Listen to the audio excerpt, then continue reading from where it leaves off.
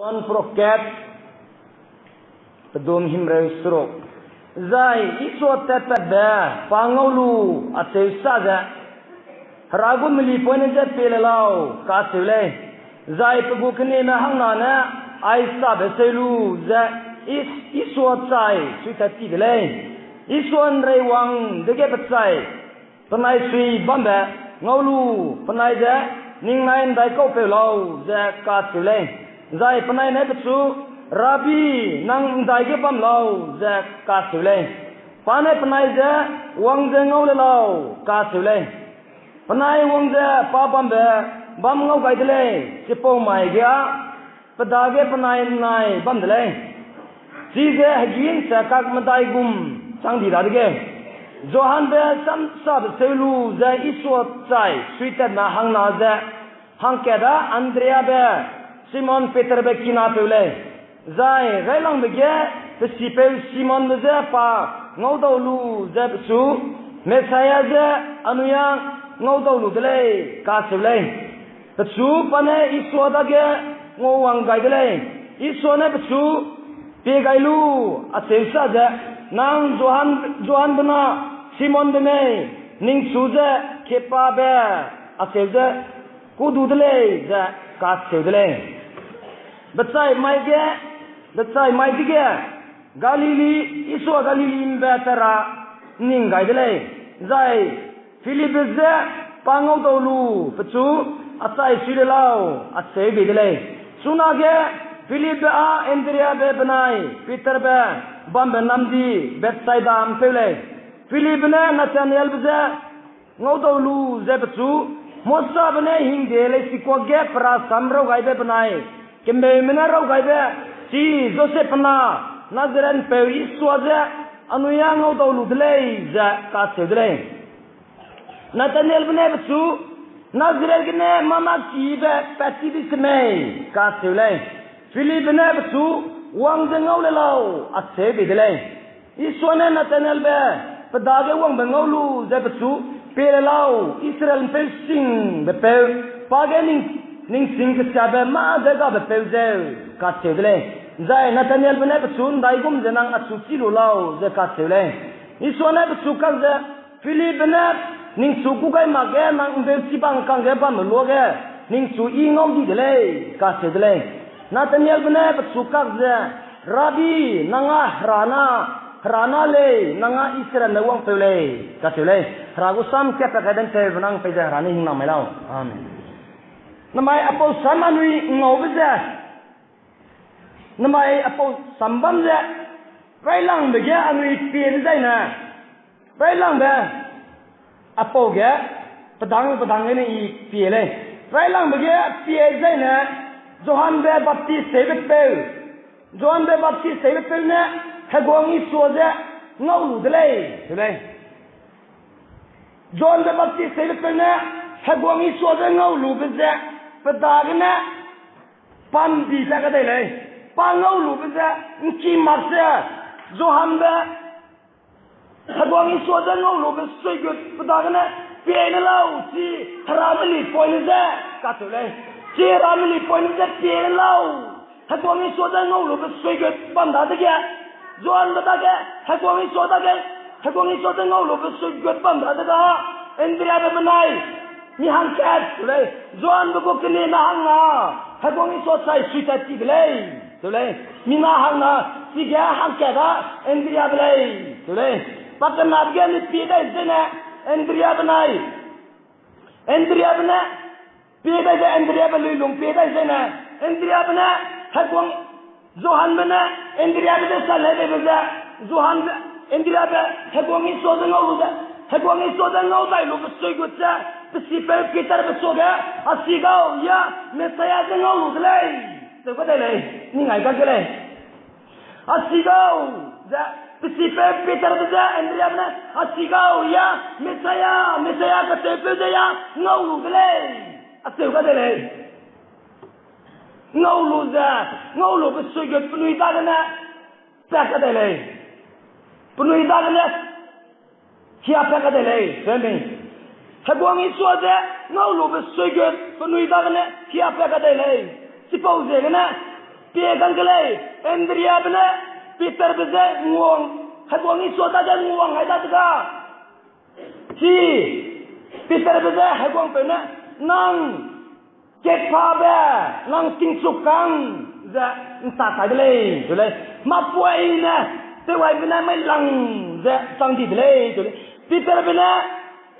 Andrea bena si Peter beza hagwang iso tada nguang hai malai zai na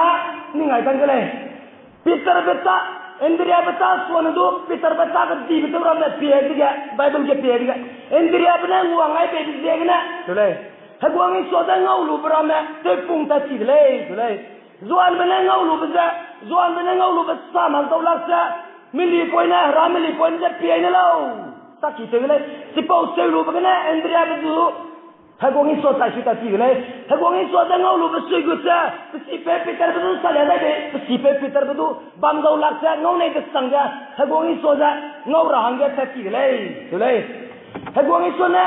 Philip betu tu kata leh leh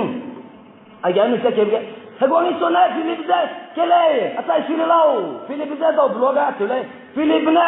hagwang iso atai kita kelai hagwang iso dah tahu lu dah tahu lu besugai petaga Philip petaga tu bandi kelai tu leh Philip petaga hagwang iso dah tahu lu besugai bandi dah tu padu sah kelai kang tu Nathaniel betu azagau ya iso kata betu ngau lu kelai anu ya iso dah ngau lu kelai si Philip ni tu Nathaniel besu ke salah kelai si Paulo kan Nathaniel betu kelai sulau Nazaret pe iso dah ngau lu kelai si betu tu Nathaniel betu Nazaret kena mama ibe kabis men kelai ma ibe Nazaret kena kabis men num te sama leh sudu nguang ai betu tu dia dah dengan Nathaniel pe hagwang iso dah tahu dah lu tu pelung dia dah tahu tidak pelung dia si deh azagau ma tu iso malai petaga iso dah ngau lu besugai panas salah betu ka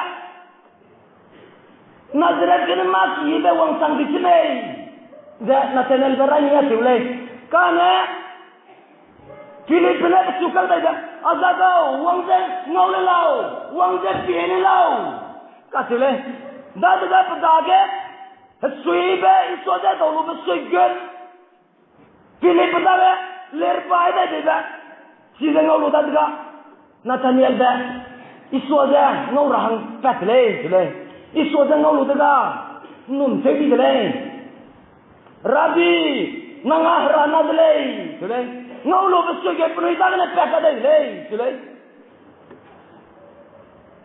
Haragu samge ami piega nuka ani gu chairman orang hrui tepung ra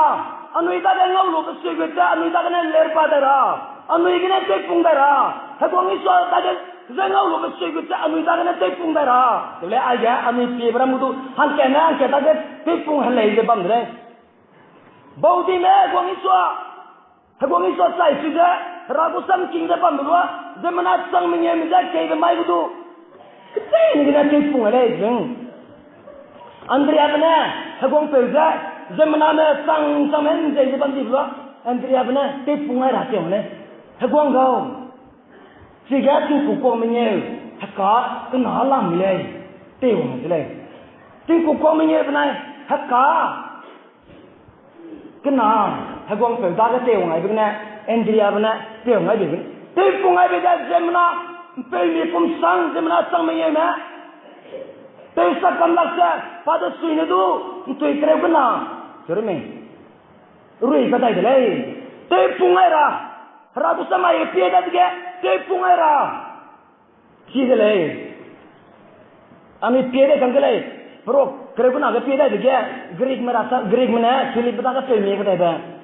Hagwang iswara sam Philip benda Andrea benda Peter benda penuh itu ke. Ngau lu beja pandi penuh tak kena pada juga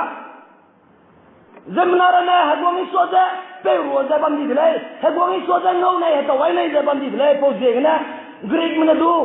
Greek berana hagwang isoda atau wara uang sile hagwang isoda Greek me atau wara uang buloga Philip pesoga apa anu itu isoda ngau wai nai lai Zuan pro kere kuna betum kaca nak yang apau gau anu itu isu ada ngau bai lele sele Philip soga Greek mbona atenge sabe daga Philip na Andrea sota leda ada gau Greek marama hagong isu ada ngau bai lele lamu tele sele daga penai na hagong isu daga pau mi tele hagong gau Greek me pau ning suan da bai lele la tele hagong isu daga Philip nai Andrea bana Greek me pau da hagong isu daga ngo la kai tele sele namaya anui je ku bai bi du apui nam gau si pau hang gele tule ram san na hagwang i sona hai bana me je pu tau so lo so ma lo le po ting do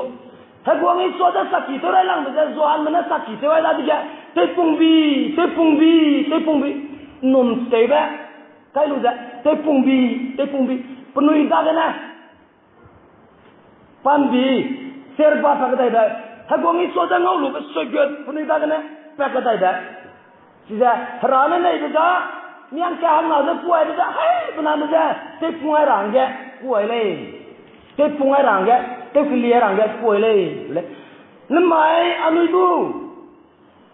si kom dile, namai hegwangi suada anu itu, hetau lu menile, namai ha,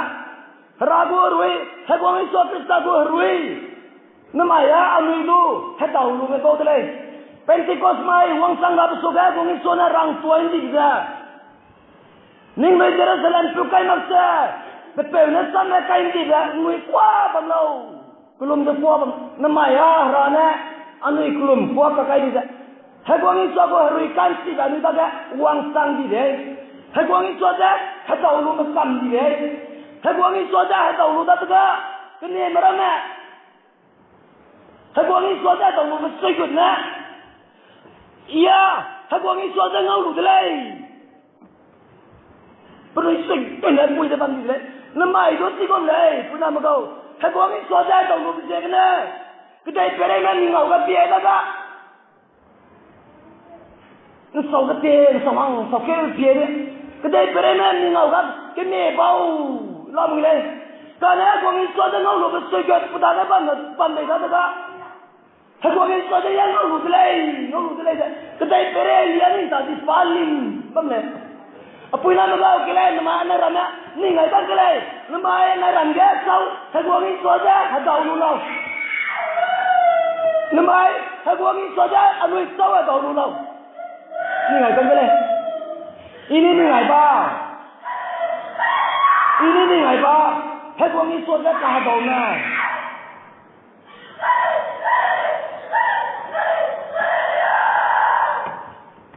Okay, ragu sam singarai deh hey. Namai anui. Hagwang isu aja, hatau lu bersegud. Anui dah kena pasti kena. Mihai benana anui lamuang mulai, kenapa kau? Namai kita ini newa deba. Anui, kau meh hagwang isu aja hatau lu lau. Anui karan dah ni ngai kam kele. Ini ni ngai ba, ini terleba. Sunaria tu. Anui ya. Hagwang isu aja hadau merelai. Ini numai begitu. Karena mina kuara na hagwang isu aja hadau lu begitu anu ija hagwang isu talan sunat sahwang bambang yang ngawale. Piakan kele akang meramagau. Piakan kele anu inarama. Mina kuara mana hagwang isu aja hadau lu begitu bambang begitu anu ida kuih pel tel sebab meram tu anu ina menjadi na hagwang isu aja hadau rangga anu ina mana sahwang. Lalu le. Karena nama ya anu ina menjadi na hagwang isu aja hadau rangga anu ija nguang aja je. Nama ya anu hagwang isu aja hadau luda je. Anu itu Andrea bekum je, Philip bekum je, Nathaniel bekum je. Hagwang isu aja sakit orang mulai. Hagwang isu aja sakit orang mulai kudam go. Hagwang isu aja hadau luma. Kedai perek pun jaga kang ngam tu kita itu le. Marasam kai isai itu le. Ndang sarasam le. Ndang long mangga nindu election sarahangga. Ntara lang beting. Nindu go amile agente worker te itu bangga. Hangka go vote se tati ga amigu long manggu se patiga. anui le nindu hanggar ran sang ni ko ga ga nindu go duinda de pakai de pa pakai ga anui le ga mi pelum ko na chol lo tok lo na chol ka dinga mi sui da mbobro ko mbobro ai ga ama chong ko wa ki ka ni ta na jimna na loi ko ga ama so ka ji to ni da jimna na loi ba ma ga ama so ga di da nindu election su mai moi ki ga lu ram che lo ama chong ko to ni me ka ding ai te ga nan ka na ka ding ga ni da ye gan ji ro na nindu kilam ke lu da bang le sudo ye gan ji ro na kai le sudo ngam le ko te bi na lo aku sai de dulu bi na si ada ka dulu bi sai ke ban na gan ji ro ka ra ngam mak bam la le mai ko si ko mulai pu na ma ga ha ko ni so ka so lu da na ha ko ni so ka ki to ang ga anu ngam ta du le ke ka du le ha ko ni so da ka so lu da na da mai ha ko ni so da ya so lu bi sai ke ban da na anu ta da ka ngam ma pai ko tan da ha ko ni so da to ra ha ko ni so da ta ki to ra ko ni so ga lim rang ga anu ngam ta du le po je ga na ragusam anu ida ka te ya ba johan bata ne andrew bujate bana du kan pe te pungai andrew bana bi si pe ter bi te pungai philip bana na te te pungai da kedai pere ni songa namai ri kan si guta de to da te pung ta bam gum anu ram kemui da te pung da rang ya 2020 te pung ra namai buku ri wang ke bulwa buku ri na wa ta te bulwa anu lai tai ja anu tu te rang ya anu long ne ka da ke le anu long ya ka da ke le kemen pe isa ne rang ja tingwang da pe lo pa chu pe do bi bulwa ke se pa chu ku lo pa no na bulwa ke se namai hra go ri tingwang anu ta do wa ke bulwa na lo tingwang da ni sa ya ke le anu da mang ke anu sa ya ke le anu ki bo ma ni si ki na ma ke adu tingwang da do di bulwa ni sa ya ke le pu na mo go mi song ga mi ka plim ge ngo ga ma he ki ram ko ga ting ba ler pa tamule jira danel bole singna anu ni ke le ragu sam ku de sa ben te nang pe jara ni na ma lao tuna ge le ri adang na mi le chan chi ke le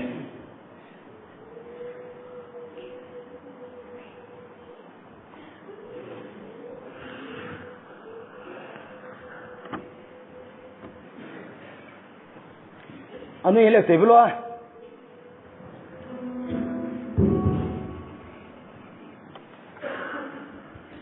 anu ilungyan tuna anu manning ke le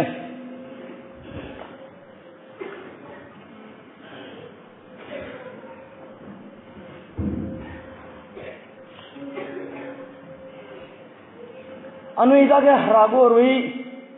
kiame bulwa ragu samna te punga rahang lu nei bulu gum da anu ilung tele bele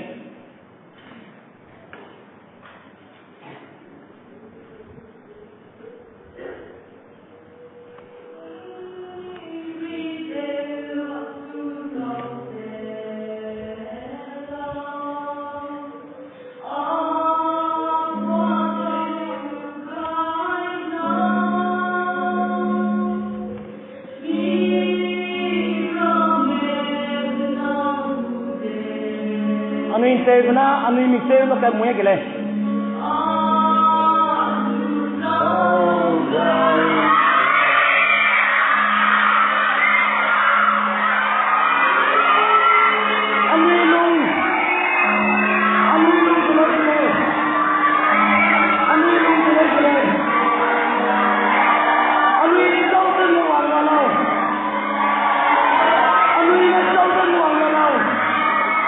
Andrew,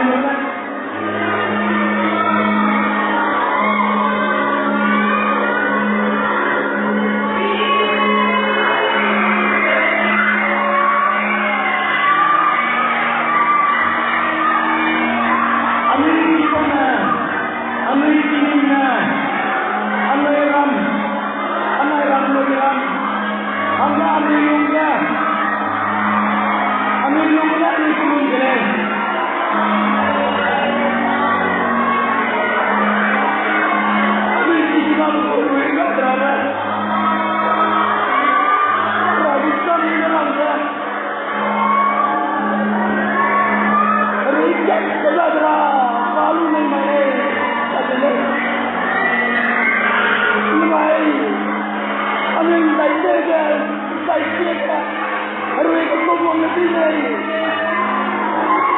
पाना स्लोगन ही किए गए